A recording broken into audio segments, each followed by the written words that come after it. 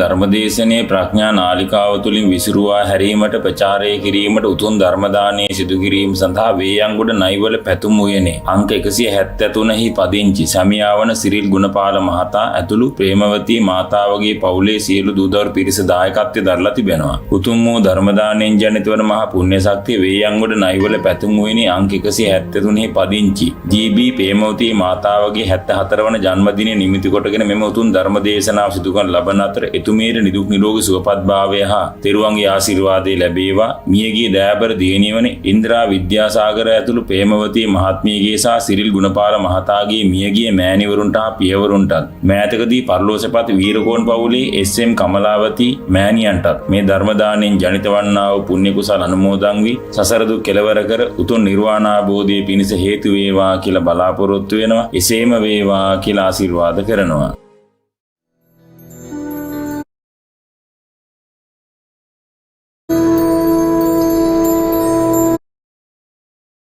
නමෝ තස්සේ භගවතෝ අරහතෝ සම්මා සම්බුද්දස්සේ නමෝ තස්සේ භගවතෝ අරහතෝ සම්මා සම්බුද්දස්සේ නමෝ තස්සේ භගවතෝ අරහතෝ සම්මා සම්බුද්දස්සේ යංකෝ භික්ඛවේ අනිච්ඡං తත්‍ර තේ ඡන්தோ පහතබ්බෝ තීති. සොකිය 74 වන ජන්මදිනයේ නිමිති කොටගෙන ධර්ම දානයක නිරත වීම සඳහා සෝදානම්ව සිටින්නා වූ වේයන්ගොඩ නයිවල පැතුම් උයනේ අංක 173 එක දරණ නිවසේ පදිංචි ජී.බී. ප්‍රේමාවතී මාතාව ස්වාමි පුරුෂයා ධර්මනුරන් ප්‍රමුඛ කොට සිටින්නා වූ ධර්මශ්‍රවණාබිලාසී සදහැවර පින්නතුනි, අපි මං හිතනවා මම නම් එහෙමයි පරපුරෙන් බෞද්ධකමක් මට වරබුණා මව්පියන්ගෙන් දෙපාර්ශ්වයෙන්ම. ඔබටත් එහෙම පාරම්පරික උරුම වුණා වූ බෞද්ධකමක් මත තමයි ඉදිරියට පාසල් යන්නේ, බුදු ධර්මය ඉගෙන ගන්නේ, දහම් පාසලෙන් ධර්ම කරුණු හදාරන්නේ. මේ අනුව පව්පින් දෙකක් පිළිබඳව තේරුම් අරගෙන හැකිතාක් දුරට පවෙන් වැළකී පින්කම් කරන ජීවිතයකට අපි හුරු වෙලා තිබෙනවා. මේ හුරුව අපට මව්පියන් ගුරුවරුන් පූජ්‍ය පක්ෂය ඇති කරපු දෙයක්. මේකේ කිසියම් දෙහපත් දැකීමක් තිබෙනවා. මේකට කියන්නේ දසවස්තුක සම්මාදිට්ඨිය කියලා. මේ දසවස්තුක සම්මාදිට්ඨිය තමයි අපි බහුතරයක් ජීවත් වෙන්නේ. නමුත් දසවස්තුක සම්මාදිට්ඨිකයන්ට ඊටත් වඩා එහාට යා හැකි ආර්ය සම්මාදිට්ඨිය කියලා දෙයක් ත්‍රිපිටකයේ තිබෙනවා. ධර්ම දේශනාවල තිබෙනවා.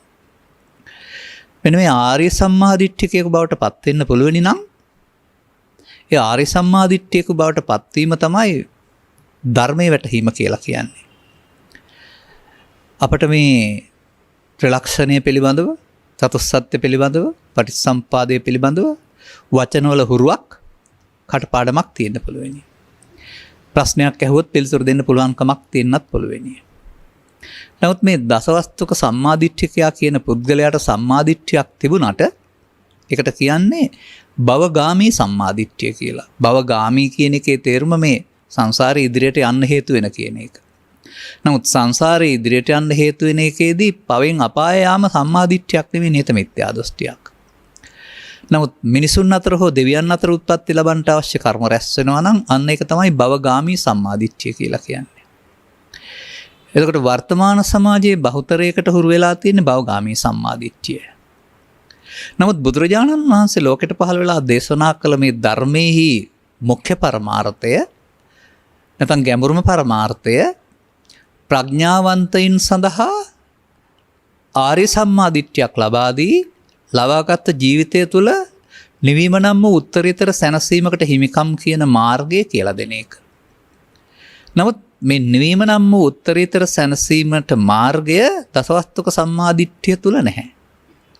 දසවස්තුක සම්මාදිට්ඨිය වල තියෙන්නේ පුණ්‍ය මාර්ගයේ හොඳ එක විතරයි. දසාත්වක සම්මාදිට්ඨිකයන් තුළ ත්‍රිලක්ෂණය චතුස්සත්‍ය පටිච්චසමුපාද මේවා පාඩම් තියෙන්න පුළුවන්. නමුත් ධර්මයේ තේරෙනවා කියන එකෙන් කියන්නේ අපි තුළ පවත්වින් තිබෙන්නේ කුමක්ද, වෙමින් පවතින්නේ කුමක්ද, අපි තුළ අලුතෙන් වෙන්න ඕන මොකක්ද කියන එක තේරෙන එක. වෙමින් පවතින දෙයි තමයි සසරට බැඳීම සහ අපි බලාපොරොත්තු නොවන සැප සම්පත් තිබුණාට ජාති ජරා ව්‍යාධි ශෝක මරණ කියනා වූ දුක් වලට මුහුණ දෙන්න සිදු වෙන්නේ මේ අපි ළඟ තිබෙනා වූ මේ වැරදි අවබෝධයක් නිසා. ඒ නිසා මේ බුදුන් වහන්සේගේ ධර්ම දේශනා කියලා කියන්නේ අපිව පිළිබඳ කරන හොඳ පරිේශනයක්. නමුත් මේ අපිව පිළිබඳ පරිේශණයට මේ දසවත්වක සම්මාදිට්ඨිය තුළ තරම් අවධානය යොමු වෙන්නේ නැහැ. මන්දයත් අපි ලදරු කාලයේ පටන් විහාරස්ථාන ඇසුරු කරගෙන හෝ මේ ධර්ම දේශනාවන් ශ්‍රවණය කළා නම් ඒ වගේ පටාචාරාව පිළිබඳව, කිසාගෞතමී පිළිබඳව, අඟුලිමාල පිළිබඳව, එදා බෝසතාණන් වහන්සේගේ චරිතය පිළිබඳව සිද්ධියක් විවරණය කරමින් බණ ඇහුවරුනහම ඒක අපි පැත්තට හරවලා තිබුණේ නැහැ. දසවස්තුක සම්මාදිට්ඨියට ඒක වළංගු වෙන්න පුළුවන්.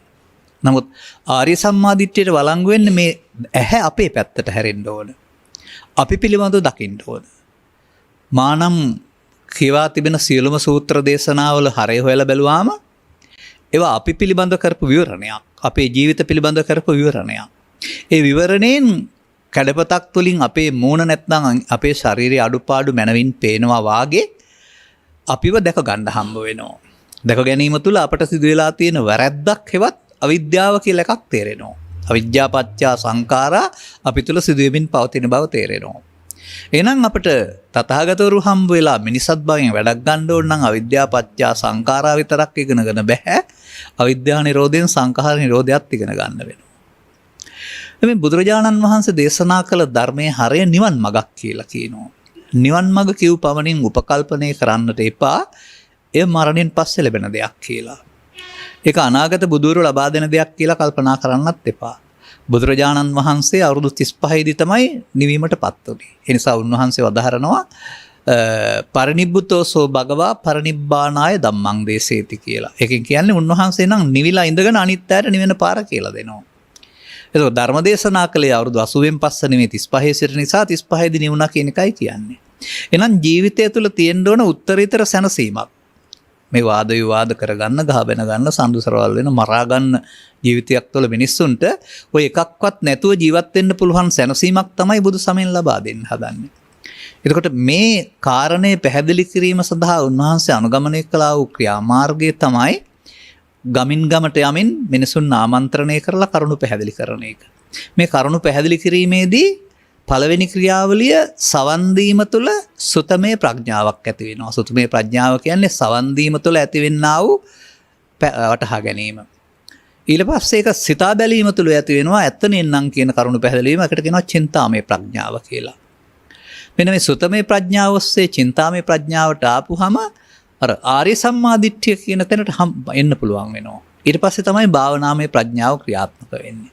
ඒ නිසා මේ සමාජය තුළ ඔබට පෙනෙන මේ බෞද්ධ තලයන් තුළ මේ ගැඹුරු කොටස තරම් පැහැදිලිව නැහැ.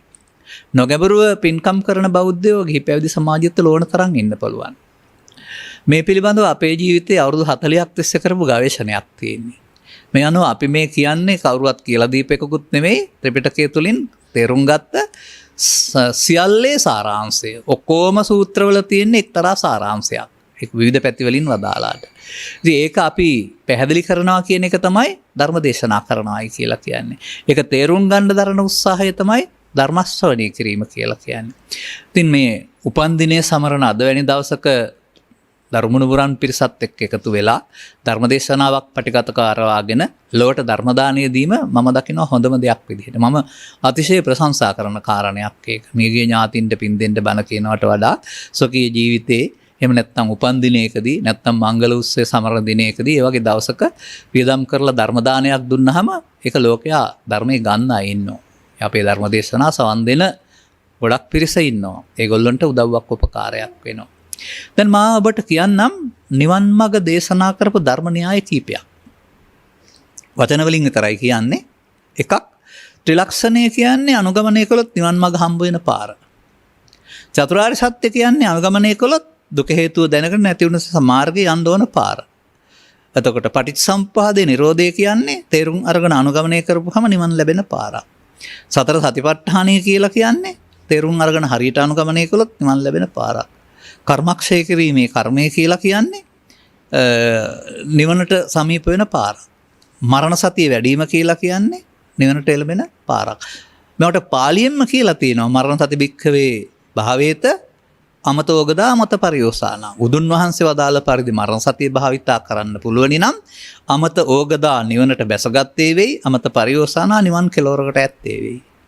ත්‍රිලක්ෂණය සම්බන්ධයෙන් දේශනා කරනවා ඉමේ පංච උපාදානස්කන්ධේ අනිච්චතෝ දුක්ඛතෝ අනාත්තෝ යෝනිසෝ මනසිකරොන්තෝ මේ ස්කන්ධ පංච උපාදානස්කන්ධය අනිත් දුක්ඛානාන්ත වශයෙන් බලන්න පුළුවන් නම් සෝවාන් වෙනවා, සකෘදාගාම වෙනවා, අනාගාම වෙනවා, අරිහත් වෙනවා. අර හැම එකේම නිවන් මාර්ගෙනේ තියෙන්නේ. දැන් දුක නැති වූ තැන නිවීම. ඒකට මාර්ගය. ඒකෙත් පෙන්වන්නේ නිවීම. ඒකෙන් තේරුම් ගන්න ඕන සේරම පාඩම් කර ගන්න ඕන කියන එක නෙවෙයි. එකකින් තේරුම් ගන්න ඕන කියන එක. කෙනෙකුට ධම්මැස පෑදෙන්න මේ එක මාර්ගයක් තේරෙන්න ඕන. දැන් අපිට දේශකින් වහන්සේලා වශයෙන් පොතපත පරිහරණය කරපුවම තැනට ගැලපෙන ඉල්ලන මාත්‍රකාවට ගැලපෙන ඕනෑ පාරකින් කියන්න පුළුවන්කම තියෙන්න වෙනවා. නමුත් මේක තේරුම් ගත්තහම අනුගමනය කරන මාර්ගය තමයි නිවීම සැනසීම හමු වෙන්නේ.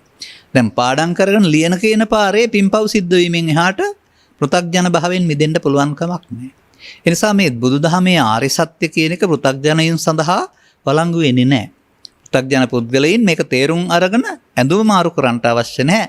දැක්මෙන් වෙනස් වෙන්න වෙනවා. ඔය දිට්ඨිංච අනුපගම්ම සීලවා දස්සනේන සම්පන්නෝ කියන්නේ ඒකනේ. දැක්මෙන් යුක්ත වීම තුළ තමයි මේ තමන් ඉන්න ජීවිතයේදීම වඩාත් මානසික වෙමින් මව්පියන්ගේ දූ දරුවන්ගේ සමාජීය යුතුයකම් ඉටු කරමින් වෙනස් දැක්මකින් යුක්තව ජීවත් වෙන්න වෙනවා. මෙන්න මේ කාරණේ ඔබට පැහැදිලි කිරීම සඳහා තමයි ලබාගත් කාලයට අනුව මම මගේ මතකයේ තිබෙන හොඳ මාතෘකාවක් ගත්තේ. මේක සූත්‍ර දේශනාවක පවතින්නේ. ඒ සූත්‍ර දේශනාව ඔක්කොම පැහැදිලි කරන්න නෙමෙයි මම මේක ගත්තේ. මේකේ තියෙනවා එක්තරා හිමිනමක් බුදුරජාණන් වහන්සේ වෙත වැඩම කරලා සාදුවන්තේ භගවා සංකිට්ඨේන ධම්මං දේශේතු කියලා පාලියෙන් ඉල්ලීමක් කරලා. ඒක සිංහල තේරුම ස්වාමීනි මට කෙටියෙන් බණ කියනවා නම් හොඳයි. මම ඔබ වහන්සේගේ බණ අහලා අදාළ මාර්ගයේ මේ හැසිරෙන්නට කැමතියි. ඒක තියෙනවා පාලියෙන් විස්තර ගොඩක් මම මෙතන ගන්න නැති වුණාට. අන්නේ කෙටියෙන් බණ අහපු බණක් කියන්න කියලා ඉල්ලපු කෙනා తත්‍ර තේ චන්දෝ පහතබ්බෝති. මේක අහලා ස්වාමින් වහන්සේ කියනවා මට තේරුණා කියලා. කොහොමද මම කියපු දේ ඔබ විස්තර වශයෙන් තේරුම් ගත්තේ කියලා ආපහු විස්තර අහගන්නවා. අහලා අන්තිමට සාදුකාර දෙනවා. දැන් මෙන්න මේ කියන වැඩේ කරන්න උන්වහන්සේ තනි වෙලා ඔය කියන අනිච්ච කියන එක දැනගෙන ඒකට තියෙන ඇමැත්ත අතහැර දැමීමේ මාර්ගයේ ගිහින් රහතන් වහන්සේ නමක් බවට පත් වෙනවා කියලා ඒ සූත්‍රයේ පවතින්නේ. මම ඔබට මෙහෙම පාඩයක් ඉදිරිපත් කරන්නම්. ඔය සංයුත්ත නිකායේ කියන ධර්ම ග්‍රන්ථයේ තියෙනවා ඒක ධම්මපාලිය කියලා. ඒක ධම්ම කියන්නේ එකම එකයි කියන එක. ඒක තියෙනවා අට්ඨානමේතම් භික්ඛවේ යං දිට්ඨි සම්පන්න පුද්ගලෝ අනවකාසෝ යං දිට්ඨි සම්පන්න පුද්ගලෝ. අට්ඨානමේතම් කියන එකේ තේරුම වෙන්න බෑ. දිට්ඨි සම්පන්න පුද්ගලයෙකුට හෙවත් සෝවාන් පුද්ගලයෙකුට. කිංච සංඛාරෝ කිසියම් සංඛාරයක් නිත්‍ය කොට ගන්න වෙන්න බෑ. ඒක වෙන්න බැරි දෙයක්. ඒ කියන්නේ එහෙමනම් ඒකෙන් පෙන්වන්නේ සංඛාරයන්ගේ අනිත්‍ය තේරීමම නුවණින් අනිත්‍ය වැටහීමම සෝවාන් වීමයි කියලා. නමුත් ඉතින් පාසලේ දහම් පාසලේ සිල් ධර්මශාලාවේ අනිත්‍ය දන්න කී දෙනෙක් ඉන්නවද? ඒ අනිත්‍ය දැකීම නෙමෙයි. ඒ අනිත්‍ය දැනීම. මේකේ තිබෙනවා මෙන්න මෙහෙම වචන දෙකක්. දැන් අපි සාමාන්‍යයෙන් ලෝකේ දකින්නේ දෙනවනින්නේ. දෙනවනින් දකින අනිත්‍යයක් ලෝකයා දන්නවා.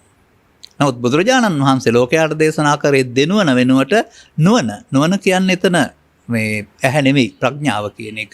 නුවණින් දකින අනිත්‍යයක්. යදා පඤ්ඤාය පස්සති යම් විටක නුවණින් දකීද. අන්නේ දෙනුවණින් දකින අනිත්‍යයේ සිට ඔබේ අවබෝධය නුවණින් දකින අනිත්‍ය දක්වා දියුණු කරන්න වෙනවා. ධර්ම ශ්‍රවණය කිරීම තුළ. ඒ දියුණු කිරීම තමයි අර සුතමේ ඥානය, චින්තාමය ඥානය කියන කාරණය තුලින් පැහැදිලි වෙන්නේ. එහෙනම් මා දකිනවා ගොඩාක් බණ ඕන නැහැ. ඔය පොත් 50 ගණනක් තියෙනවා, දේශනා 18 ගණනක් 1000 ගණනක් තිබෙනවා. මේ සියල්ල දැනගන්න ඕන නැහැ. හරියට අනිත්‍ය තේරුම් ගත්තනම් එහෙනම් බුදුන් වහන්සේ වදාරන්නේ සෝවාන් සකෘදාගාමි අනාගාමි අරිහත් දක්වා යන්න පුළුවන් කියලා. එහෙනම් මේ ධර්මයේ තේරීමේදී තමයි ආරි සම්මාදිට්ඨියටපත් වෙන්නේ. එතෙක් ආරි සම්මාදිට්ඨියටපත් වෙන්නේ නැහැ.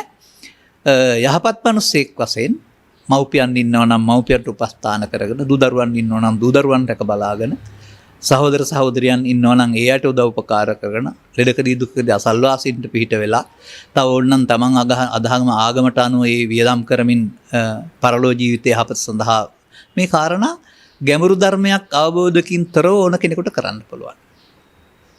ඒක මේ සමාජයේ වසර 7-800ක් තිස්සේ නැත්නම් අපි හැදුණු වැරුණු පන්සල තුල දේශනා වුණ දෙයක්.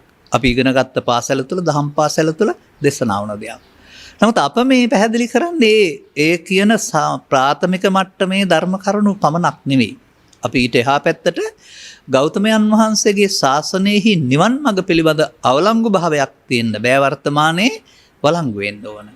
නමුත් වළංගු වෙන්න නම් උන්වහන්සේ වදාහරනවා තථාගත ප්‍රවේදිතස්ස ධම්ම විනයස්ස භික්ඛවේ. තථාගතයන් වහන්සේ ප්‍රවේදිත කියන්නේ මනාව අවබෝධ කරපු ධර්ම විනය කියලා එකක් තියෙනවා. ඒක වැසුනොත් බබලන්නේ නැහැ. විවෘත වුණොත් බබලනවා. එතකොට මේ නිවෙන සැනසෙන මිනිසුන් මේ සමාජයේ නැතුව ගියා නම් ඒකට කාටවත් දොස් කියන්න බෑ ධර්ම විනය යටපත් වීම. නම් උන්වහන්සේම වදාරනවා ධර්ම විනය යටපත් වෙනවා වගේම අතු වෙනවා වෙන්නත් පුළුවෙනි කියලා. අන්න ඒ විදිහට අපට ගැඹුරු දහමක් ශ්‍රවණය කිරීම තුළ තමයි අපි මේ පාසල් ගිහින් ඉගෙන ගත්ත දේට වඩා ගැඹුරු දෙයක්. අපි මේ ලෝකේ ජීවත් වෙමින් හොයන සැපතට වඩා සුන්දර සැපතක් බුදු සමය තුළ තිබෙනවා නේද කියන කාරණාව පියවරෙන් පියවර අවබෝධ වෙන්න පටන් ගන්න.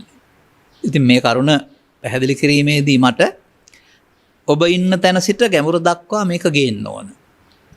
ඔබ ඉන්න තැන කියන්නේ සමාජයේ ඉන්න තැන. ඔබ එහෙම නොවෙන්න පුළුවන්. මොකද සමහර විට 2013 මම මාධ්‍යට ආපු දා ඉඳලා මගේ බණ අහපු අයත් මෙතන ඉන්න පුළුවන්. එතකොට කොතරම් කාලයක් තිස්සේ අවුරුදු 7ක් තිස්සේ 8ක් තිස්සේ ධර්ම දේශනාවන් කරව ලබනවා. එතකොට ඒකේ දැක්ම ඉතා ගැඹුරු වෙනවා කල් යන්න. කිසිම ගැටලුවක්, චකිතයක්, පැටලිල්ලක් නැතුව ධර්ම දේශනාවක් පැයට නම් පැයට දෙකට නම් දෙකට කරන්න පුළුවන්කමක් තිබෙනවා. එතනදී මහා දුටු දෙයක් තමයි මේ සමාජයේ බාහිර වස්තු වල සිදුවෙනා වූ වෙනස් වීම අනිත්‍ය වශයෙන් දකිනවා. ගස් කොළන් ඉදිලා යන එක, මැරිලා යන එක, ගෙවල් දොරවල් පරණ වෙන එක, ඇඳුම් දිරා යන එක, ශරීරය කෙස්සුදු වී දත් ඇටි යන එක මේක අනිත්‍ය කියලා. එහෙම තමයි ලෝකයා. දැන් මම එයාගෙන් අහන ප්‍රශ්නේ තමයි ඒ දැක්කේ නුවණින්ද දෙනුවණින්ද? ඒ දැක්කේ දෙනුවණින්. නමුත් බුදුරජාණන් වහන්සේ වදාරන්නේ දෙනුවණින් දකින අනිත්‍යක් නෙමෙයි නුවණින් දකින අනිත්‍යක්. අනිතක මේක සිදුවෙන දේ. ඔක ලෝකේ සිදුවෙන දෙයක් නේ. බුදුරජාණන් වහන්සේ සිදුවෙන දෙයක් නෙමෙයි බලන්න කියන්නේ. නුවණින් බලන්න කියලා කියන්නේ. ඒ නිසා අපේ මේ ඇහැ අපි සිටියදී පිටපැත්තේ තියෙන දේවල් බලනවට වඩා මේ බුදුරජාණන් වහන්සේ ඔක වදාරලා තිබෙන්නේ මේ සබ්බේ සංඛාරා අනිච්චාති කියලා. ඒ සබ්බේ සංඛාරා කොහෙද තියෙන්නේ කියලා ඊළඟ පියවරේදී දැනගන්න ඕන. එතකොට ওই pāli භාෂාවේ වචනයක් තියෙනවා කසල වලට නමක්. ඔය ගෙදරින් එළියට දාන, පාරට දාන, ගෙනියන නගර සභාව කසල. කසල වලටත් සයන්න බින්දු අල්ප ප්‍රාණ කායන්නේ සංඛාර කියලා කියනවා. ඒ කසල දිරා යාම බුදුන් වහන්සේ පහළ වෙන්න පෙරත් පසුත් ලෝකේ හැමතැනම සිදු වෙනවා මිනිස්සු දන්නවා ඒක. නේද කසල දිරා යාමේ අනිත්‍යක් වෙන්න බෑනේ. මෙහෙම හොයාන යනකොට හම්බ වෙනවා සංඛාර කියන පදේ අපේ හිතේ තියෙන දෙයක් කියලා. ඒක ඔබ පාවිච්චි කරන්නේ වෙනත් වචන වලින් තථාගතයන් වහන්සේ පැහැදිලි කරවදාරනවා මෙහෙම. ඔය කෙනෙක් ඔය හොරමැරකම් බොරු කරන්න ගියාපම පව් සිද්ධ වෙනවා කියන්නේ. ඒ පව් රැස් වෙනවට තමයි අපුඤ්ඤාභි සංඛාර කියන්නේ. ඒ වගේම මව්පියන් උපස්ථාන කරන්න ගියාපුවම සමාජයට උදව් උපකාර කරන්න ගියාපුවම විහාරස්ථානීය දියුණු කරන්න ගියාපුවම පින් සිද්ධ වෙනවට තමයි පුඤ්ඤාභි සංඛාර කියන්නේ. එතකොට අපි පව් පින් කියන පද දෙක ධර්මයේ සඳහන් වෙනවා පෘථග්ජන පුද්ගලයන් සඳහා අපුඤ්ඤාභි සංඛාර, පුඤ්ඤාභි සංඛාර කියන වචන දෙකෙන්. අපේ සමාජයේ නැතත් මේ දෙකට එහා ගිය සැපතක් හොයපු අය ඉන්දියානු සමාජයේ හිටියා බුදුන් වහන්සේ පහළ වෙන විට ඔවුන්ට කියන්නේ අත්තකලමතාන යෝගීන් කියලා. ඔවුන් පොතපතින් ඔබ ඉගෙන ගත්තා නම් කැලේට ගිහින් භාවනා කරලා ලෞකික ධානය කියලා જાතියක් උපදවා ගත්තා අය. ඔවුන්ට ඒකෙන් පරලෝ යන්න සිද්ධ වුණා. දැන් මේ බුදු සමය තුළ පෙන්වනවා මිනිසාගේ ඉරණම පිළිබඳව පරලෝ යාම් තුනක්. එක්කෙනෙකුට තුනක් නෙමෙයි තුන් ආකාරයක්. පව් එකතු කරගත්තාම පව් හේතු තියෙන නිසා පවෙන් පරලෝ යන්න පුළුවන්. පින් හේතු එකතු කරගත්තාම පින් හේතු තියෙන නිසා පිනෙන් පරලෝ යන්නත් පුළුවන්. ධාන හේතු එකතු කරගත්තොත් ධාන හේතු නිසා පරලෝ යන්නත් පුළුවන්. එතකොට මෙන්න මේ තුනට තමයි පෙන්වන්නේ අපුඤ්ඤාභි සංකාර, පුඤ්ඤාභි සංඛාර, අනිජ්ජාභි සංකාර. ඒවා බාහිර ලෝකෙ මේ එතකොට අපේ සිත්වල පවතින දෙයක්. මේ ටිකට තමයි සබ්බේ සංඛාරා කියන්නේ කියලා බුදුරජාණන් වහන්සේ පරිමංසන සූත්‍රයේ පැහැදිලි කරලා තිබෙනවා. සරියුත් මහරහතන් වහන්සේ සංගීත සූත්‍රයේ පැහැදිලි කරලා තිබෙනවා. මම මේ දෙන්නට කියන්නේ බුදු පුතයි බුදු තාත්තයි කියලා. ඒ බුදු පියාණන් වහන්සේ සහ ප්‍රඥාවට අග්‍ර බුද්ධ පුත්‍රින් වහන්සේ යම් දෙයකට එකඟ වුණා නම් ඊට එහා දේවල් ගැන අපට හොයන්න ඕන නෑ නේද? තවත් සංකාරයක් තියෙනවා.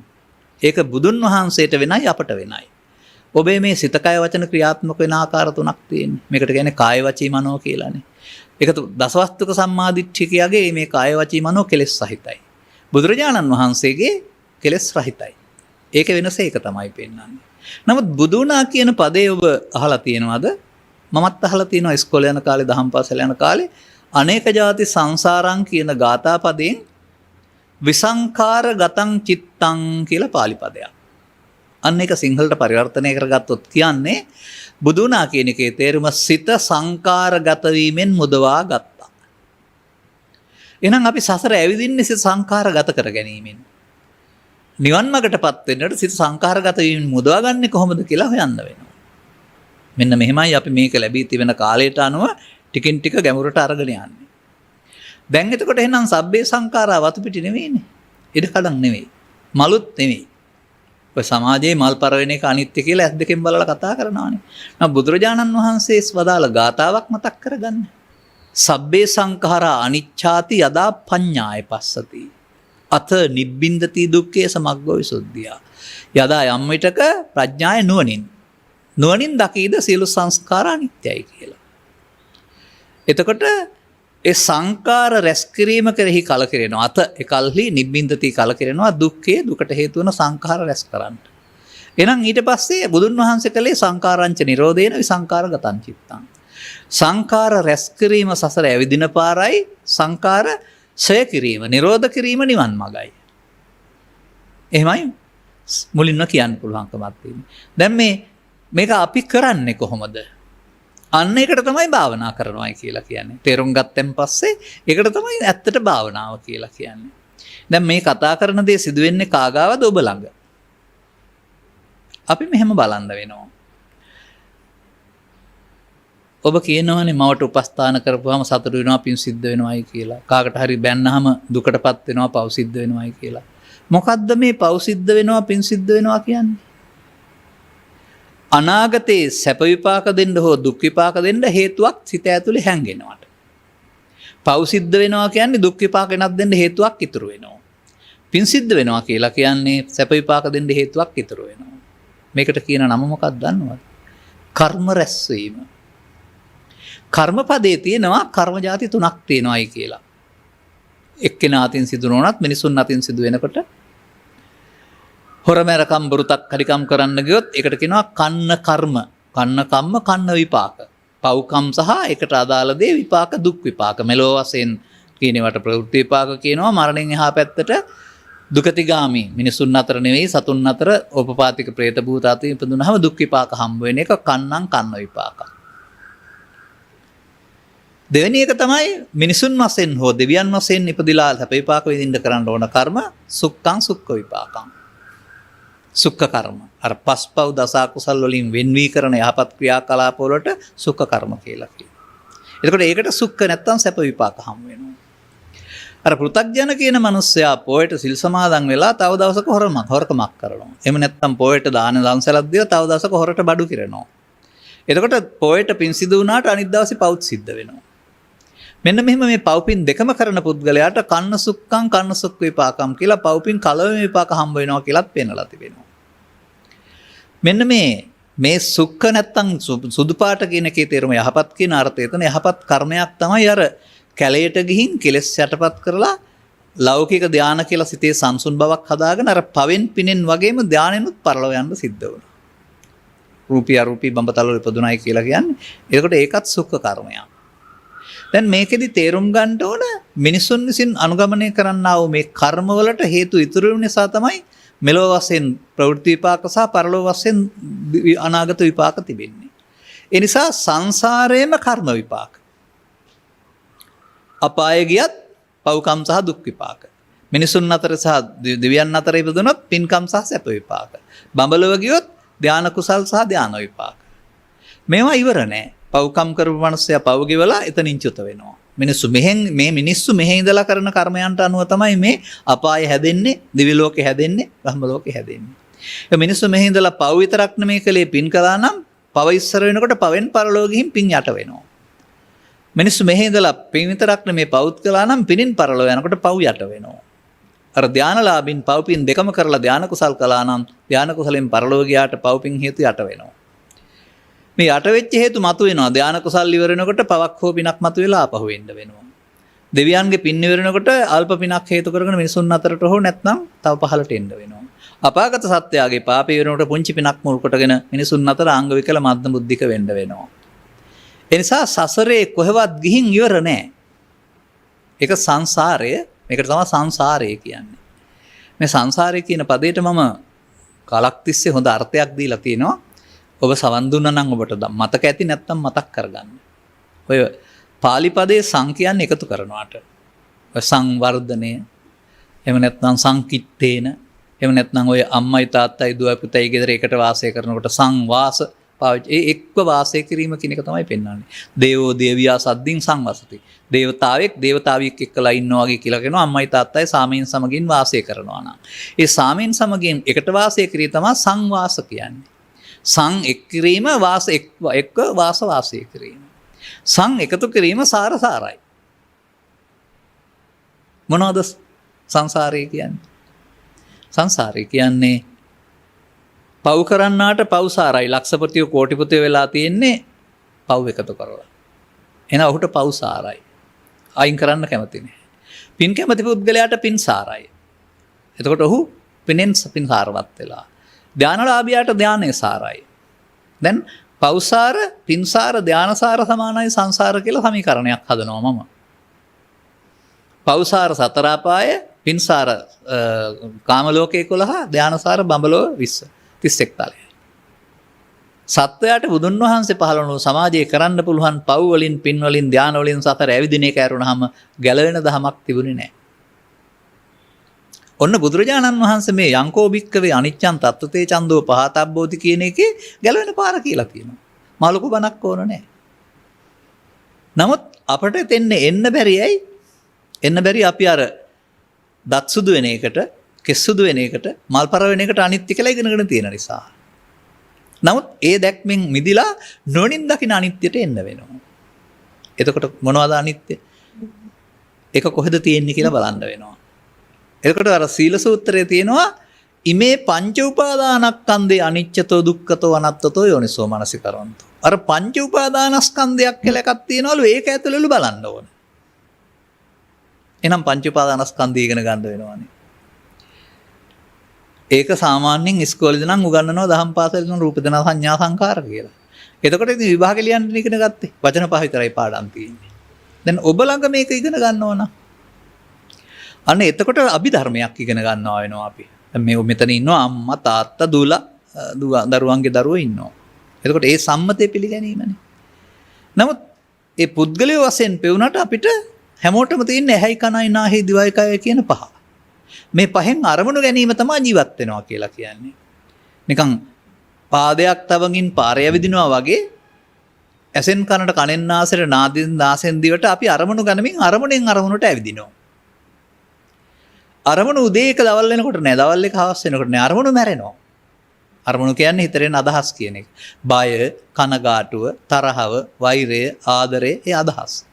මේ අදහස් ඊයේ තිබුණේ අද නෑනේ. සන්තෝෂෙන් ඉන්නකොට මරණයක් ආරංචි වුණොත් සංසෝෂය මැරිලා දුක උපදිනවා. දුකින් ඉන්න වෙනකොට ජයග්‍රහණයක් ආරංචි වුණොත් දුක මැරිලා සතුට උපදිනවා. ඒ නිසා මව් කුසින් ඉපදීම වෙනකොට අපේ සිතේ ඇහි කනේ නාසය තුලත් ඉපදීමක් තියෙනවා. අන්නේ ඉපදීම ඇහැට පෙනෙන්නේ නැහැ. එතකොට ඒ ඉපදීම තුල තමයි අපිව ජීවත් කරවන්නා වූ පංචස්කන්ධය නැමැති ගැඹුරු ධම උපදින්නේ. දැන් මෙතනත් වරදක් තියෙනවා. මෙතනත් කවුරු හරි කියලා දුන්නම් පංචස්කන්ධය කියන ශරීරයට කියලා ඒක පාවිච්චි කර කර ඉන්නවා. නෑ ශරීරයට නෙවෙයි පංචස්කන්ධය කියන්නේ. පංචස්කන්ධය කියන්නේ ශරීරය පාලනය කරන බලවේගයට. මේක තථාගතයන් වහන්සේ සංයුත්ත නිකායේ සත්තට්ඨාන කියන සූත්‍රයේ පෙන්වලා තිබෙනවා. අපේ ඇස කන නාසය උදව් කරන හරි හොඳට. බලන්න ඔබ ළඟ වෙනවද කියලා. මම ඒකයි මේක බණ පොත දිහා බලන්න එපා, එදා සිද්ධියක් දිහා බලන්න එපා. ඔබ ළඟ මේක වෙනවද කියලා බලන්න. ඔබ අපි හැම දිනාටම ඇහැට පේන්නේ මොනවද? රූපනේ. ඒවට කියනවා රූප කියලා. ඒවා හමු වෙනකොට ප්‍රිය නම් අපි සැප වේදනාවකින් විඳිනවානේ. අප්‍රිය නම් දුක් වේදනාවක් හට ගන්නවානේ. මිතුරා නම් සැප වේදනාව, හතුරා නම් දුක් වේදනාව. ඒ වේදනා කියන පදේ සිංහලට කටුවක් කරනවාම රිදෙනවා කියන අර්ථයෙන් ගත්තට මෙතන වේදනා කියන පදේ ගන්නේ සැප හෝ දුක් හෝ මධ්‍යස්ථ වශයෙන් විඳිනවට. එහෙනම් ඇහැට හම්බ වෙන රූපයක් අපි විඳින්නේ නැද්ද? කනට හම්බ වෙන ශබ්දය කෑරලාගේ කියලා හොඳ ගීතයක කියලා විඳින්නේ නැද්ද? නාසයට හම්බ වෙන ගඳ හෝ සුවඳ ගඳයි සුවඳයි කියලා ගන්ධය නම් ගඳයි කියලා දුක් වේදනාවක්, සුවඳයි නම් සැප වේදනාවක් වශයෙන් විඳින්නේ නැද්ද? දිවට හම්බ වෙන රසය තිත්ත රසයි නම් අකමැත්ත, පැණි රසයි නම් කැමැත්ත කියලා විඳින්නේ නැද්ද? එතකොට තිත්ත රස දුක් වේදනාව, පැණි රස සැප වේදනාව.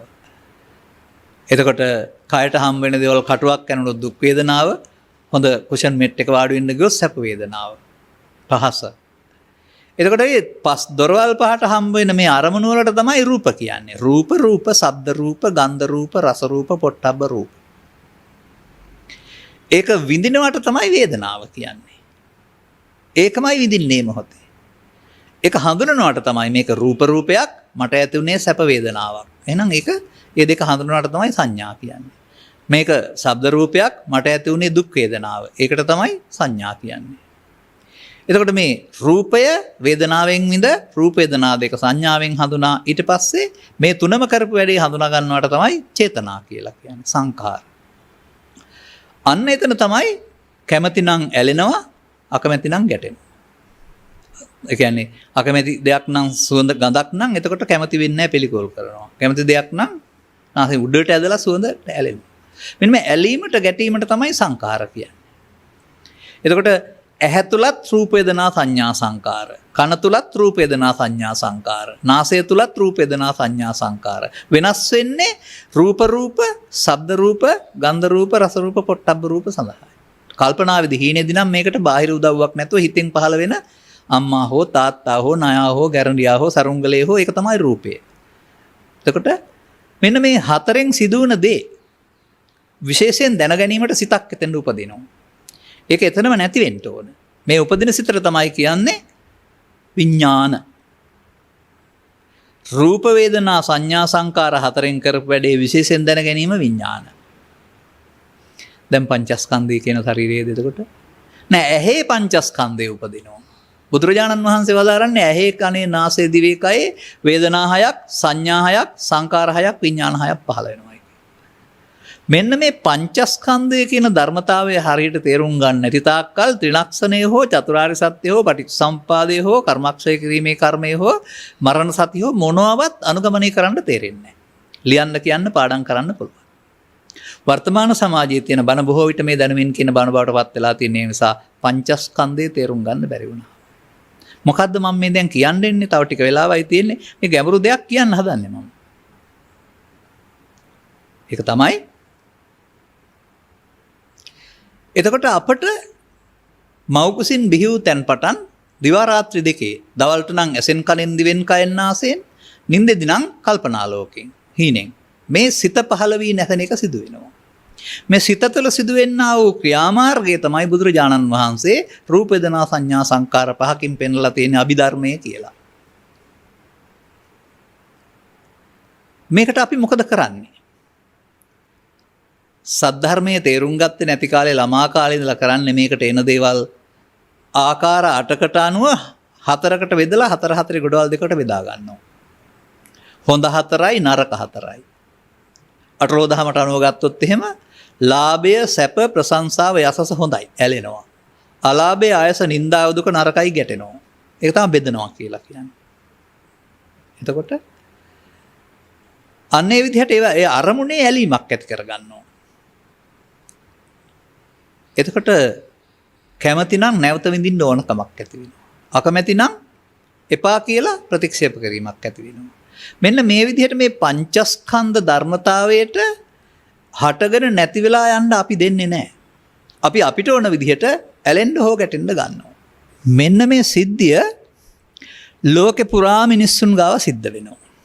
නමුත් ඒක කියලා දෙන්න වෙනත් ආගම් වල කෙනෙක් නැහැ. බුදු සමයේත් පංචස්කන්ධය කියන ශරීරය කියපු කට්ටියට මේක කියලා දෙන්න බෑ. දැන් මෙන්න මෙතන තමයි පවතින්නේ පංචස්කන්ධය පංච උපාදානස්කන්ධයක් බවට පත් කරගන්නේ අපි. ඒ උපාදාන කියන පදේ මෙතෙන් එකතු කරන්නේ අර කැමැති අකමැති හරි වැරදි ආකාරයෙන් තදින් ගන්නවට නමක්. මේක බුදුන් වහන්සේ වදාරන්නේ අපිට ජීවත් වෙන්න හටගෙන වහාම නැතිලා යන්න ඕන. ඒ පිළිබඳව තථාගතයන් වහන්සේ වදාළ දහම් කරුණකුත් මතක් කරන්න කැමතියි මම ඔබට. මහණෙනි මේ කය අවුරුදු 70ක් 80ක් තියෙන නිසා මේකේ කෙනෙක් ඉන්නවා කියලා හිතුවට කමක් නැහැ. සිතයයි කියනු ලැබේද? මනෝයයි කියනු ලැබේද? විඥානයයි කියනු ලැබේද? ඒ තුනම එකට කියන්නේ උදේ උපන්න එක දවල්ට නෑ. දවන්න උපදින එක හවසට නෑ. මේක හරියට වඳුරෙක් අත්ෙන් අතට පනිනවා කියලා පෙන්වන්නේ. එකක් අල්ලගෙන ඒක අතාරින්නේ තව එකක් අල්ලගෙන. ඒක අතාරින්නේ තවත් එකක් අල්ලගෙන. වඳුරෙකුගේ ස්වභාවය එහෙමනේ කැලේ ඉන්න. එක අත්තකින් අනිකට පනිනකොට ඒක අල්ලා ගන්නවා. ඒ වගේ අපි ඇසෙන් කනට කනෙන් නාසයට නාසෙන් දිවට වඳුරෙක් පනිනවා වගේ අරමුණෙන් අරමුණට පනිනවා. මේක ජීවන ගමන කියලා කතා කළාට අරමුණෙන් අරමුණට යන ගමනක්. මෙතනදී මොකද්ද මේ පංච උපාදානස්කන්ධා දුක්ඛා කියලා කියන්නේ මේ පංචස්කන්ධේ උපාදානයක් වෙන්නේ කොහොමද? ඒක සිංහල භාෂාවෙන් කිව්වොත් එහෙම ඔබට කවුරු හරි බැන්නාම අනේකමක් නැහැ කියලා ආපහු වෙන්නේ නැහැ. මට බැන්න මං හොඳ වැඩක් කරන්නම්කෝ. වෙලාවක් මට ආවායිකෝ කියලා හිත තුල තියාගන්නවා. අලාභයක් වුණා. ඒ ගැන දුක් විඳිනවා. අනේ මෙච්චර මහන්සි වෙලා ලොකු පාඩුවක් නෙවුනේ. අන්න ඒ විදිහට ඒ සිද්ධිය අපට අතාරින්න බැරුව චිත්තාභ්‍යන්තරයට ගන්නවා. ලාභ අලාභ සැප දුක් නිന്ദා ප්‍රශංසා යසයස වශයෙන් චිත්තාභ්‍යන්තරයට ගන්නවා. ගත්තාම අද තරහ වුණාම හෙට දැක්කනකොට උපදින්නේ හිත ඇතුලේ තිබුණ නිසා. අන්නේ හිත ඇතුලෙන් එන්න තියාගන්නවට තමයි උපාදාන කරගන්නවයි කියලා කියන්නේ. එතකොට මේ හිතියාගත් එක හෙට හෝ අනිද්දා හෝ තව සතියකින් හෝ උපදින එක තමයි නැවත ඉපදීම. තරහව නැවත ඉපදුනහම දුකද්ද සතුටක්ද තියෙන දුකයිනේ. තරහව වෛරය ක්‍රෝධය එහෙම තිබුවොත් නැවත උපදිනවා පස්සේ. ජීවිතේ එහා පැත්තටත් නැවත උපදින්නේව තියෙන ඒවා නිසා. තියපු දෙයක් තමයි නැවත උපදින්නේ. එහෙනම් අර මං කුඩා කාලේ මට මතකයි අපේ ආච්චි අම්මලා කියනවා මේ බුදුදහමේ නැවත ඉපදීම නැති කරන්න උගන්වන්නේ කියලා. අපි හිතන් හිටියේ උනාට ජීවිතේ එහා පැත්තට උපදින්න නැතුව ඉන්නවා නෑ නෑ මේ අරමුණු වල නැවත ඉපදීම නවත්තපුවම ඒ නැවත උපතත් නවත්තන්න පුළුවන්. නැවත උපදින්නේ මොකක් නිසාද? මේගොල්ලෝ කල්පනා කරලා බලන්න මොනවා හරි නැවත උපදින්නේ කියලා. ඇලුනොත් හරි ගැටුනොත් හරි. සාමාන්‍යයෙන් පාරේ යනකොට වාහන ටිකක් ගියොත් එහෙම ඕක දකින්නේ නැහැ ගානක් නැහැ අපට. අපිව හප්පන්න හැදුවොත් හරි එහෙම නැත්නම් හෝන් එකක් ගහලා කම්බීරි කෙරුවොත් හරි ඒක විශේෂයෙන් මතක තියෙනවා.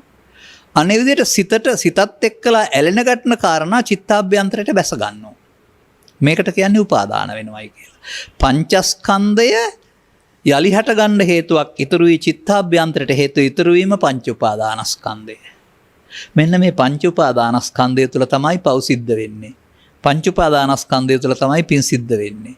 පංච උපාදානස්කන්ධය තුළ තමයි ධාන කුසල් සිද්ධ වෙන්නේ. ඒ නිසා පව් කරන්නාත් පින් කරන්නාත් ධාන වඩන්නාත් බුදුදහමේ සඳහන් උපාදානයේ නැමැති දුකින් මිදිලා නැහැ. පව් වලට වෙනම විපාක තියේවි, පින් වලට වෙනම විපාක තියේවි, ධාන වලට වෙනම විපාක තියේවි. උපාදානයෙන් මිදිලා නැහැ. දැන් මොකද්ද මම මේ කියන්න කතාව? තව ටිකක් එහාට අරන් යනකොට ඒක කියන්න තියෙන්නේ මෙහෙමයි.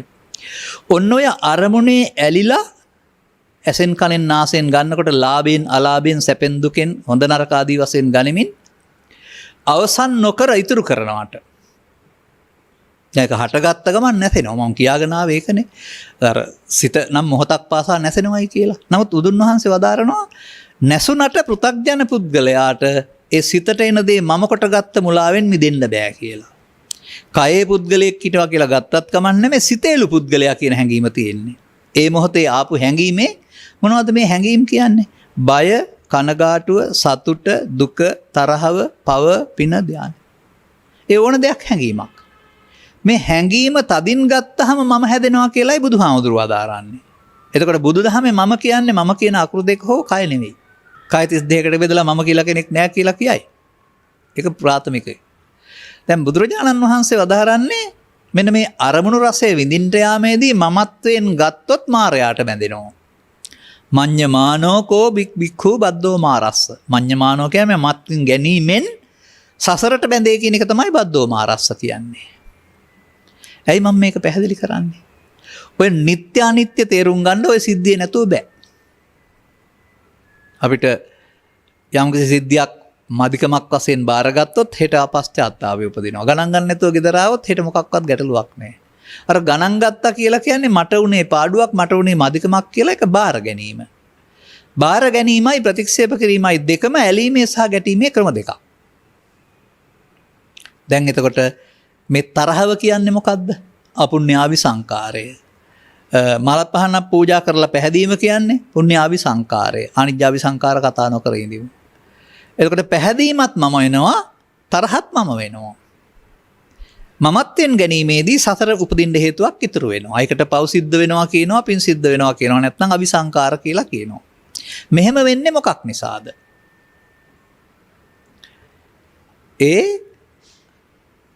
මම නොවන මගේ නොවන මගේ ආත්ම නොවන දේවල් මගේ ආත්ම කොට ගැනීම නිසා.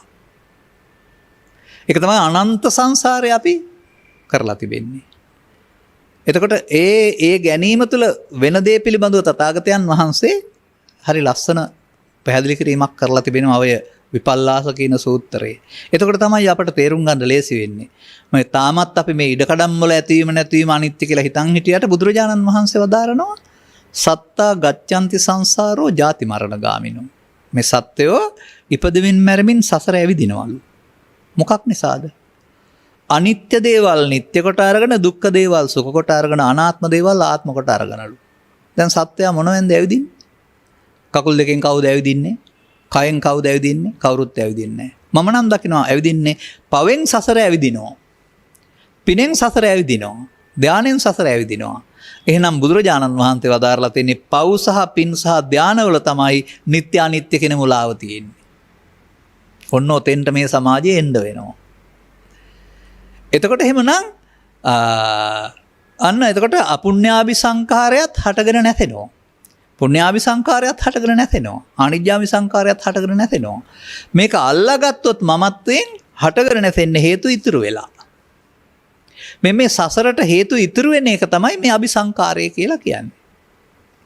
එතකොට ඒකට කියන කාරණාව තමයි අනිත්‍ය දේ නිට්ටය කොට ගැනීම. අනිත්‍යයි කියලා කිව්වෙත් නැහැ නිට්ටයයි කියලා කියන්නෙත් නැහැ. අල්ලා ගැනීමට නමක් තමයි නිට්ටය කියලා කියන්නේ. අන්න බුදුරජාණන් වහන්සේ තේරුම් ගත්තා මිනිසා සසර ඇවිදින්නේ අපුඤ්ඤාභි පුඤ්ඤාභි ආනිජ්ජාභි සංඛාර තුල අනිත්‍ය නිසා නෙමෙයි උන්ට නිට්ටය නිසා. එහෙනම් නිට්ටය වශයෙන් දකින්න තාක්කල් අපාය යන්න වෙනවා, දිව්‍ය ලෝකේ යන්න වෙනවා, බ්‍රහ්ම ලෝකේ යන්න වෙනවා. ඒ සංඛාරයන්ට අනුව. නමුත් මෙතන මෙහෙම දෙයක් තියෙනවා. මනුස්සයින්ට මේ ලෝකේ දේවල් තියෙනවා. නිවම හිස් දෙයක්. එහෙම එකට යන්න බයයි පාළුයි. ඒ මරණයෙන් එහා පැත්ත ගැන හිතන නිසා. නමුත් බුදුරජාණන් වහන්සේලා දේශනා කරන්නේ අපි මේ විඳින එක හදාගත්ත දෙයක්. සැබෑ ස්වභාවයේ යටින් තියෙනා වූ සංසුන් නිවීම. මේක අපේ සිත ඇතුලේ තියෙන දෙයක්. මට මතකයි ඔය අචාන්චා කියලා හිමිනමක් වසරු 10ක් 15කට පෙර පොතක් මේ ලියලා ඒක ලංකාවේ සිංහලට පරිවර්තනය කරලා තිබුණා. මට 2010 විතර කියවන්න හම්බ වෙන්නේ නැත්තේ සිත තුළ ඇති නිර්වාණය. ඒක නිර්වාණය සිත තුළ නම් තියෙන වෙන කොහොමවත් ගින් හෙව්වට හම්බ වෙන්නේ නැහනේ. වන්දනා ගමන් ගියාට හරි තව කොහේ හරි ගිහින් හෙව්වට හම්බ වෙන්නේ නැහනේ. සිත තුළ තියෙන නිර්වාණය නිදානයක් නම් නිදානට උඩින් අලුදූවිලි මොනවා හරි කුණු කොටක් දාලා වහලා වගේ අපි මේ කෙලස් කියලා જાතියක් එකතු කරගෙන නිවන වහලා තියෙන්නේ. එතකොට ලෝභය, ද්වේෂය, මෝහය, ඊර්ෂ්‍යාව, ක්‍රෝධය, වෛරය කියන්නේ නිවන වහන ධර්ම. ඒවා නිසා තමයි අපිට නිවීම පේන්නේ නැත්තේ. ඒකනේ නීවරණ කියලා කියන්නේ. එතකොට බුදුරජාණන් වහන්සේ වදාරනවා පරිහාන ධම්මං ඕ භික්ඛවේ දේසිස්සාමි කියලා ළමා කාලේ ඉඳන් මැරෙන කල්ම කෙනෙක් ජීවත් වෙන්න ගිහින් රාග වේපුල්ලං, දෝෂ වේපුල්ලං, මෝහ වේපුල්ලං. රාග කියන්නේ ලෝභ, දෝෂ කියන්නේ තරහ, මෝහ කියන්නේ මුලාව. වේපුල්ලං කියන්නේ බලවත් කරනවා. දරුව සුන්දර දරුවෙක් වුණාට ටික ටික වැඩෙන්න මොන ලස්සර නැතුව යන්නේ සහ තරහින ස්වභාවය වැඩි වෙන්නේ හිත ඇතුලේ මේ විපුලත්වයට පත් වෙන නිසා. මේ විපුලත්වය තමයි මිනිසාට දුක් ගෙනත් දෙන්නේ. රාග දේශ මොහයන්ගේ විපුලත්වය. ඒක ළමා කාලේ ඉඳලා මැරෙනකම්ම සිදු වෙනවා පෘථග්ජනය ගාව. පෞකාරය අතුල හොඳටම වැඩි, පින්කාරය අතුල ටිකක් පාලනයක් තියෙනවා, ධානලාභී අතුල යටවීමක් තියෙනවා. නමුත් නිර්වාණය කියන පදයට තේරුමක් තියෙනවා ලෝභක්ඛය නිබ්බාණං, දෝසක්ඛය නිබ්බාණං, මෝහක්ඛය. ඒ කියන්නේ ඉවර වෙනවා කියන එක. එතකොට ඔබට ලෝභ දේශ මොහ ඉවර කරන්න පුළුවන් නම් ඉතුරු වෙන්නේ නිවීම. දැන් ලෝභ දේශ මොහ නිත්‍ය කොට ගැනීමෙන් තමයි නිවන වැහෙන්නේ. ලෝභ දේශ මොහ නිදුක්ඛානාත් වශයෙන් බලන්න පුළුවන් නම් ඒවා ඉවර වෙලා නිවීම ඉතුරු වෙනවා. ඔන්න ඔතෙන්ටයි මේ පාර හදලා තියෙන්නේ. එතකොට ලෝභ දේශ මොහ කොහෙද තියෙන්නේ? බාහිර වස්තු වල කොහෙවත් නැහැ. ඒව ආශ්‍රයෙන් හිතේ තියෙන්නේ. එතන බුදුදහමෙන් අම්මා හෝ තාත්තා හෝ ඉඩකඩම් හෝ යුතුයකම් අතාරින දෙයක් දේශනා කරන්නේ නැහැ. අතාරින්න කියන්නේ හිතේ තියෙන ලෝභයේ දේශේ මොහය අනාගතයට ගන්න තියන්නේ නැත ඉවර කරන්න. අනාගතයට ගන්න තියනවා කියන එක තමයි නිත්‍ය කොට ගන්නවා කියන්නේ. මම හොඳ වැඩක් කරන්නම්කෝ. ඒ හෙට ගන්න තියලා. මම ඔක ලේසියෙන් අරින්නේ නැහැ. ඒ හෙට ගන්න තියලා. අන්නේ තැබීමට තමයි කියන්නේ මගේ මම මගේ ආත්ම කොට ගැනීම හේවත් නිත්‍ය කොට ගැනීම කියලා. දැන් එහෙමනම් අපිට බෞද්ධ වුණාට පෘථග්ජන සමාජයට ලෝකයේ ඇවිදින දර්ශනයට කියන්නේ නිත්‍ය සුඛාත්ම. නිත්‍ය සුඛාත්ම දර්ශනයට සසර ඇවිදින්න හම්බ වෙනවා වරුණාම දුක නිවීම සිද්ධ වෙන්නේ නැහැ. බුදුවරු ලෝකයට වාසනාව දාලේ ඒ මොහොතම අනිත් දුක්ඛානාත්ම වශයෙන් බලන්න. දැන් යංකෝ භික්ඛවේ අනිච්ඡම් පදේට මං එනවනේ දැන්. යමක්. යංකෝ කියන්නේ යමක්නේ. මොකද්ද මේ යම? අපි ඇහැ තුල, කන තුල, නාසය තුල හොයන්න වෙනවා. ලෝභය, දේශය, මෝහය, ඊර්ෂ්‍යාව, ක්‍රෝධය, වෛරය, පව, පින, ධානය. ඔන්න යම. එහෙම නැත්නම් ඇසට නිසා රූපයට ඇතුණා වූ ඇලීම රූප තණ්හාව. කන නිසා ශබ්දයට ඇතුණා වූ ඇලීම ගැටීම ශබ්ද තණ්හාව. මෙසේ රූප, ශබ්ද, ගන්ධ, රස, පොට්ටබ්බ ධම්ම කියලා දොරවල් හයෙන් අරමුණට ඇලුන එකටත් තණ්හා කියලා කියනවා. දැන් තණ්හා නැති කිරීමෙන් ලබන සපත නිර්වාණයනේ. තණ්හාව ඇහි නම් තියෙන්නේ, කනේ නම් තියෙන්නේ, නාසයේ නම් තියෙන්නේ. තණ්හා කරන එක අපි දන්නේ නැතුව කරගත්ත වැරැද්දක්. ඔය සතිපට්ඨාන කියන සූත්‍රයේ තියෙනවා චක්කු ලෝකේ පිය රූපං සාත රූපං ඉත්තේසා තණ්හාය උප්පජ්ජමාන උප්පජ්ජති කියලා. ඇහි රූප බලන්න ගියාපුවම පිය මිහිරි වශයෙන් ගත්තහමලු තණ්හාව උපදින්නේ. උපදිනොත් ඇහි තණ්හාව වාසය කරනවලු. බණ තේරුම් ගන්න නැති තාක්කල් තණ්හාව ඉපදිලා වාසය කරනවා. උප්පජ්ජමාන උප්පජ්ජති නිවිසපානෝ නිවිසති. බණ තේරුම් ගත්ත පුද්ගලයා පහීයමානෝ පහීයති. එහෙනම් කෙනෙක් කල්පනා කළොත් තමන් සතු වස්තුව ඔක්කොම ටික සමාජ සේවා ආයතනයකට හෝ පන්සලට පරිත්‍යාග කරලා නිවන් ලබන්න නෑ. ඒක පරිත්‍යාගශීලී හොඳ දෙයක් කරයි. මේ රූප, ශබ්ද, ගන්ධ, රස, පොට්ටබ්බ ධම්ම තණ්හා මොකවත් දුන්නට නැති වෙන්නේ නෑ. ඒ අරමුණේ තියෙන ඇලීම දන් දෙන්න ඕනේ. ඒ අරමුණේ තියෙන ඇලීමයි අතහරින්න ඕනේ. අන්න ඒ අතහැරීම කියන්නේ මේ අරමුණේ ඇලීමට. ඇලීමයි අතහරින්න ඕනේ. ඇලීමට තමයි කියන්නේ නිත්‍ය සුඛාත්ම කියලා. ඔන්න සත්‍ය සංසාරයේ ඇවිදින්නේ මේ එන හැඟීම මගේ සහ මම සහ මගේ ආත්ම හේවත් නිත්‍ය සුඛාත්මකට වචනෙන් කිව්වේ නැතුවට ගන්න නිසා. එකෙන් අපි සසරට ඇලෙනවා. එහෙනම් අපිට තියෙන්නේ පමාද විහාරේ. පව ඔස්සේ ඇවිදින්න පුළුවන්, පින ඔස්සේ ඇවිදින්න පුළුවන්, ධාන ඔස්සේ ඇවිදින්න පුළුවන්. මොකද පෘථග්ජන. පෘථග්ජනයාට පුළුවන් කර්ම රැස් කරලා ඇවිදින්න විතරයි. තව කර්මයක් ත්‍රිපිටකයේ පෙන්නනවා. ඒක තමයි මේ සමාජයේ බොහෝ දෙනෙක් දන්නේ නැත්තේ. අත්ති භික්ඛවේ කම්මං අකන්නං අසුකං අකන්න අසුක්ඛ විපාකං කම්මක්ඛයා සංවත්තති. මහණෙනි තව කර්මයක් තියෙනවා. කලුත් නැහැ, කලු විපාකත් නැහැ. කියන්නේ පව් සහ පව් විපාක වලට අයිති නැහැ. සුක්ඛං සුක් විපාකං පින් සහ පින් විපාක වලට අයිති නැහැ. ඒකට කියනවා කර්මක්ෂය කිරීම පිණිස පවතින කර්මය. දැන් පව් රැස්ුනොත් නේද අපාය යන්නේ? පින් රැස්ුනොත් නේද දිව්‍ය ලෝක යන්නේ? ධාන කුසල් රැස්ුනොත් නේද බඹලව යන්නේ? රැස් වෙන්නේ මගේ මම මගේ ආත්ම කොටගෙන. අන්න ඒකට තියෙන කැමැත්ත අතහරින්නේ. අංකෝ භික්ඛවේ අනිච්ඡං. මේ රූපයේ, ශබ්දයේ, ගන්ධයේ, රසයේ ඕනෑ දෙයක් යමක් ඒක මගේ නොවේද? ඒකට තියෙන ඡන්දය තමයි මගේ කියන්නේ. ඡන්ද රාගය කියලා කියන්නේ. මගේ නොවන ලෝභය, දේශය, මෝහය මගේ කොට අරගෙන. මගේ නොවන ඊර්ෂ්‍යාව ක්‍රෝධය වෛරය මම කොට අරගෙන. මගේ නොවන පාපය මම කොට අරගෙන අපායක් හදාගන්නවා. සසර යන්න මම කොට ගත්ත හදාගන්නවා. తත්‍රතේ ඡන්தோ කියන්නේ ඒකට තියෙන ඇල්ම. එතකොට ඇල්මවල් කීයක් අතහරින්න තියෙනවද? දැන් බලන්න චතුස්සත්ත්වයට ගලපලා ඒ තණ්හාව නැති කිරීමෙන් ලබන සැපත නිර්වාණය. ඒ තණ්හාව කියන්නේ ඒ අකුරේ තණ්හාව කියන එකද? නෑ. රූපයට තියෙන, ශබ්දයට තියෙන, ගන්ධයට තියෙන, රසයට තියෙන, පොට්ටබ්බේ අරමුණට තියෙන ඇලීම. අන්න මේ නිත්‍යයේදී ඇලිලා අවසන් වෙනවා. ඒ නිත්‍ය සුඛාත්මකට ගන්නවා කියන එකේ තේරුම වචනෙන් කිව්වේ නැති වුණාට තරහව මගේ මම මගේ ආත්ම. එහෙනම් තරහ මගේ නම් බනින්න ඕන, ගහන්න ඕන, රිදවන්න ඕන නිකන් ඉන්න බෑ. අතහරින්න තේරෙන්නේ නැහැ. බැන්නොත් බනිනවා කියන්නේ ආන්ගේ තරහ මම වුණ නිසා. එතකොට සතුට ගත්තාම සතුටට උත්සවයක් පවත්වන්න උඩ පනින්න ඕන කියන්නේ ඒ අර සාමාන්‍ය උඩ පනිනවා කියන්නේ උදම් වෙනවා කියන එක ඒ සතුට මගේ නිසා. ඒ නිසා සතුටෙන්, දුකෙන්, කනගාටුවෙන් ඕනෑම දෙයක් අල්ලා ගැනීමෙන් මම හැදෙනවා. ඒක තමයි මඤ්ඤමානෝකෝ බික්ඛු බද්දෝ මාරස්ස කියලා. අමඤ්ඤමානෝ කියන්නේ මම කොට ගන්න එපා කියන එක. ඔය අනිත්‍ය කියන එකේ තේරුම මම කොට ගන්න එපා කියන එක, නිට්ටය කියන එකේ තේරුම මම කොට ගන්නවායි කියන එක. ඔන්න අනිත්‍ය නිට්ටය තේරුම් ගන්න ඕන තැන. දැන් මේක සිත තුළට ගන්නවා තව මිනිත්තු කිහිපයක් තියෙන නිසා. මේක ගැඹුරු පෙළකින් පැහැදිලි කරන්න පුළුවන් පටිච්චසමුප්පාද නිරෝධය ඔස්සේ. නමුත් එක දවසට අපි එහෙම කියන්නේ නැහැ.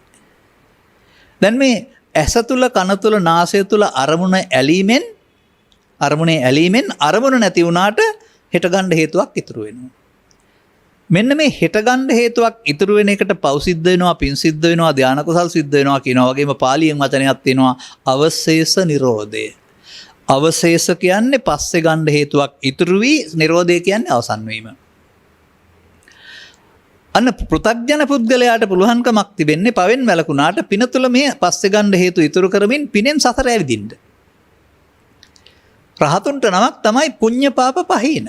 හොඳ දේවල් කරන්නේ නැහැ කියන එක නෙමෙයි පෙන්වන්නේ. අර සසරට ඇලීමෙන් සිද්ධ වෙන, ඇලෙන්න සිද්ධ වෙන පාපය හෝ පින හෝ ධානය හෝ උපාදානෙන් මිදෙනවායි කියන එක. දැන් මේකට තව ලස්සන වචනයක් තියෙනවා ත්‍රිපිටකේ. මේ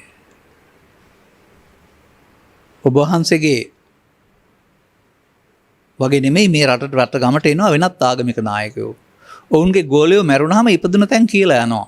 ඒ ශාස්ත්‍රවරු. ඔබ වහන්සේ එහෙම නෙමෙයි. මේ බුදුහාමුදුරන්ට වච්චගත බමුණා කියනදී. වහන්සේ සමහර අය මැරුණාම තැන් කියනවා අනිත් අයට උපදින තැන් කියන්නේ නැහැ. මට මේක මහා ගැටලුවක්. පැහැදිලි කරලා දෙන්නකෝ.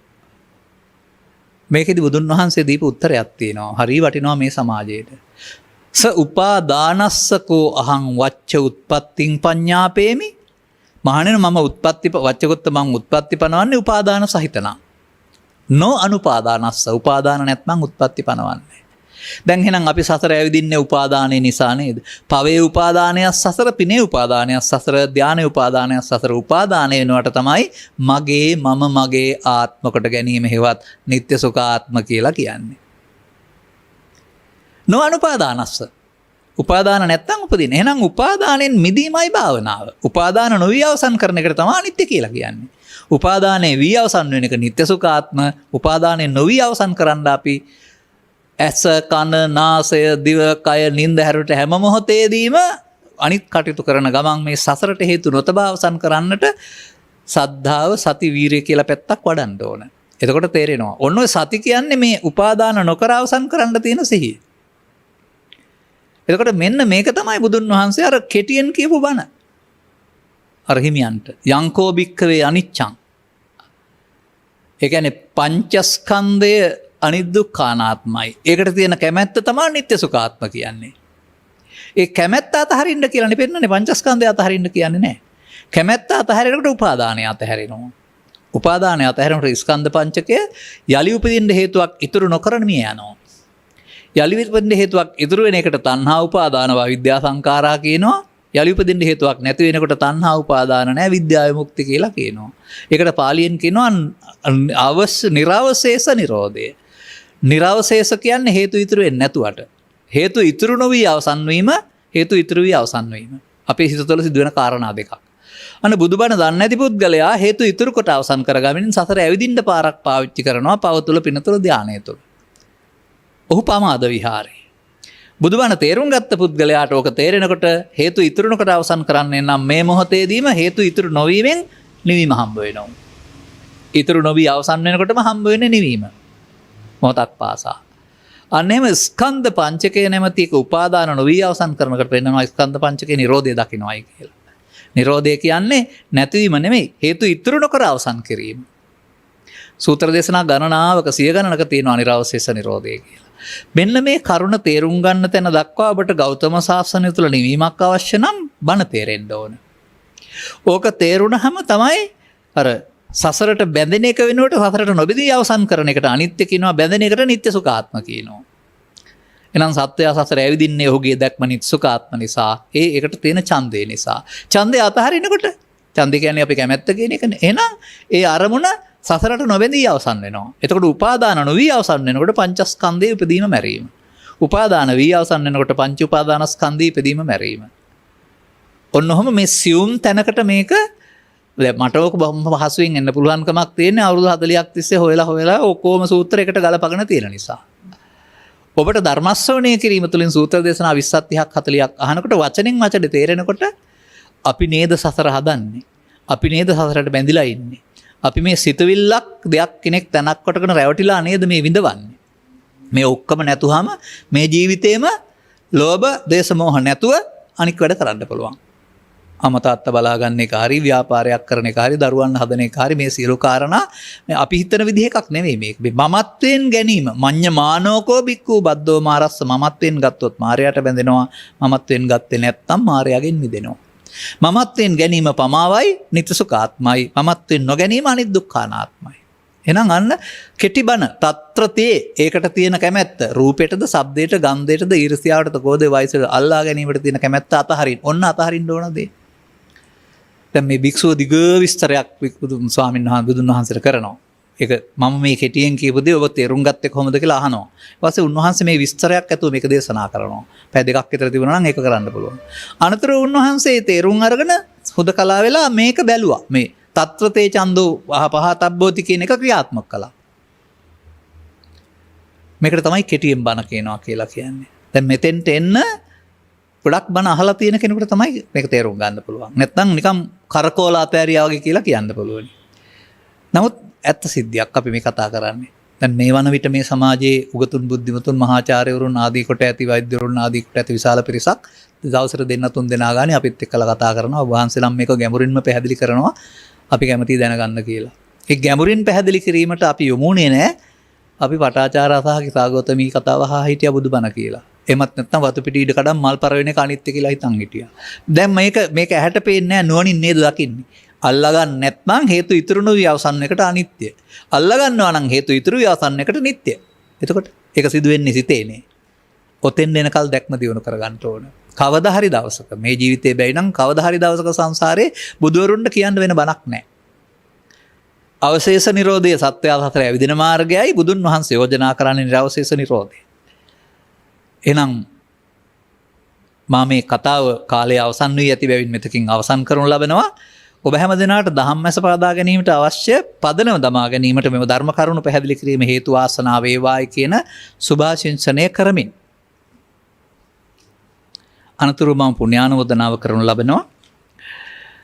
අද දවසේ මෙම ධර්මානුශාසනාව සඳහා සදහැවර අනුග්‍රහක දායකත්වයේ දරනු ලබන්නේ වේයන්ගොඩ නයිවල පැතුම් වනේ අංක 173න් එක දරන නිවසෙහි පදිංචි ජී.බී. ප්‍රේමාවති මාතාවගේ 74 වන ජන්මදිනය වෙනුවෙන් තිරුවන්ගේ ආශිර්වාදය ප්‍රාර්ථනා කරමින් ධර්ම දානයක් වශයෙන් උයි. දායකත්වය ඊට අමතරව සැමියා සිරිල් ගුණපාර මහත්මයා ඇතුළු ප්‍රේමාවති මාතාවගේ පවුලේ සියලු දරුවන් තමයි සදහැවර දායකත්වයේ දරා තිබෙන්නේ. ඒ වගේම මිය පරලෝකියා වූ දයාබර දියණිය ඉන්ද්‍රාවිද්‍යාසාගර ඇතුළු ප්‍රේමාවති මහත්මියගේ සහ ගුණපාල මහත්මයාගේ පරලෝසෙපත් දෙපස මව්වරු සහ පියවරු මෑතදී පරලෝසෙපත් වන්නට යෙදුනා වූ වීරකුන් පවුලේ එස්.එම්. කමලාවති මෑණියන් ඇතුළු කොට ඇති පරලෝසෙපත් ඥාති වර්ගයා ගෞරවයෙන් සිහිපත් කරන අතර උපහාර දක්වමින් පින් කැමති තැනක ඇත්නම් පින් අනුමෝදන් කරගෙන ජීවිතය සුවපත් වේවා කියලා ප්‍රාර්ථනා කරනු ලබනවා. එහෙමනම් ධර්ම දේශනා කරවා ගැනීමෙන් ඒ සඳහා මූල්‍ය දායකත්වයේ දැරීමෙන් ධර්ම දානය දීමෙන් සහ ධර්ම ශ්‍රවණයෙන් ලබාගත්තා වූ ආනිසංසයන් මත පිහිටා ප්‍රථමයෙන් 74 ජන්මදිනය සමරන්නා වූ මේ සදාදරණීය මෑණියන්ට ධර්මස්වරණය කරමින් නිදුක්ඛ නිරෝගී සුවපත් දීර්ඝායු සම්පන්න ජීවිත ගත කිරීමට අවශ්‍ය ආශිර්වාදයක් මෙම ධර්ම දානය තුළ ලැබේවා කියලා මාත් ප්‍රාර්ථනා කරනවා ඔබත් ප්‍රාර්ථනා කරන්න. ස්වාමි පුරුෂයා දූ දරුවන් ආදී කොට හැම දිනාටම මේ ධර්ම දානමය ආනිසංසය ඔබගේ අවබෝධය පිණිසත් මෙලොව වශයෙන් නිදුක් නිරෝගී සුව සහ චිරජීවනයේ පිණිසත් රැකියා ආදී කටයුතු හෝ යන්නේන ගමන් බිමන් හෝ යහපත් අනාගත බලාපොරොත්තු හෝ දරුවන්ගේ අධ්‍යාපන කටයුතු සඵලත්වයේ පිණිසත් හේතු වේවා. රෝග පීඩා අවම වීම පිණිස හෝ දුරු වීම පිණිසත් අලුතින් රෝග පීඩාවකට නොපැමිණීම පිණිසත් හේතු වේවා. පාප මිත්‍රාදී සේවනයන්ගින් වෙන් වී බුද්ධ ආදී මහෝත්තම කල්යාණ මිත්‍ර සේවනය ලබා අනිත්‍ය ලක්ෂණය පමණක්වත් හරියට තේරුම් ගන්නට ලැබීම තුළින් සකල දුක්ඛයන්ගේ නිමාව උතුම් නිර්වාණ සොයන සැනසෙන්නට ඔබ හැම දිනාට හැකිනම් ගෞතම සාසනය ඉක්මවා නොයා හේතු වාසනා වේවායි කියලා තරේ අදිටන් කරගන්න. පරසපත් ඥාති වර්ගයා පින් අනුමෝදන් කරගනිත්වා උන්ට උපහාරයක් වේවා පිනින් මදාය පිනින් පිරී දුකටපත් අය දුකින් අත මිදී නොලැබූ සැප සම්පත් ලබා මතු උපදනා භවයකදී බුද්ධ ආදී මහෝත්තම කල්යාණ මිත්‍ර සේවනයේ ලැබ ත්‍රිලක්ෂණයේ චතුස්සත්‍ය වැනි දහම් කරුණක් අනුගමනය කරන්න ඕන ආකාරය වටහා ගැනීම තුළින් ඔවුන්ටත් සකල දුක්ඛයන්ගේ නිමාවන්නා උතුම් නිර්වාණ සෙන් සැනසෙන්නට හේතු වාසනා වේවායි සාදු කියලා ප්‍රාර්ථනා කරන්න. සබ්බිහිතියෝ විවජ්ජන්තු සබ්බ රෝගෝ විනස්සතු මාතේ බවත් අන්තරායෝ සුඛී දීඝායුකෝ භව හැම දිනාටම තෙරුවන් සරණයි.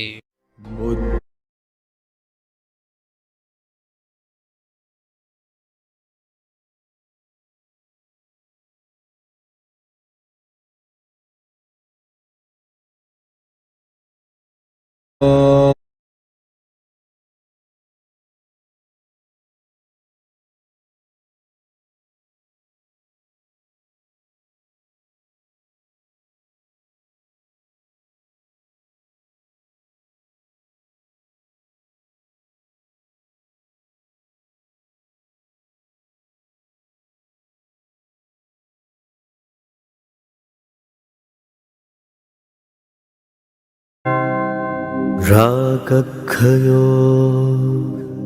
නිබ්බානං